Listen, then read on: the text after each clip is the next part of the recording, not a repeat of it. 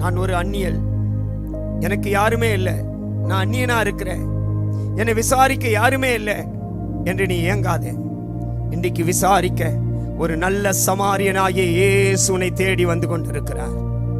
அவர் உன் கிட்ட வந்து உன் காயத்தை கட்டி, நீ எந்த இடத்துல விழுந்து போனாயோ, எந்த இடத்துல நீ தள்ளப்பட்டாயோ, எந்த இடத்துல நீ அவமானப்படுத்தப்பட்டாயோ, எந்த இடத்துல எல்லாராலும் நீ அவமானப்படுத்தப்பட்டாயோ, அந்த இடத்திலே கர்த்தர் இன்றைக்கு உன்னை உயர்த்துவாராக. எல்லாரும் கண்களை மூடுங்கள், எல்லாரும் கைகளை தட்டுங்கள், எல்லாரும் ஸ்தோத்திரம் பண்ணுங்கள். நீ அந்நிய தேசத்தாலா இருக்க, ஆனாலும் இயேசுவின் ரத்தத்தினாலே மீட்கப்பட்ட பிள்ளை. இன்னைக்கு கர்த்தர் எந்த இடத்துல எந்த மனுஷன் அவமானப்படுத்தினானோ அந்த இடத்துல கர்த்தர் உன்னை தூக்கி நிறுத்துவாராக.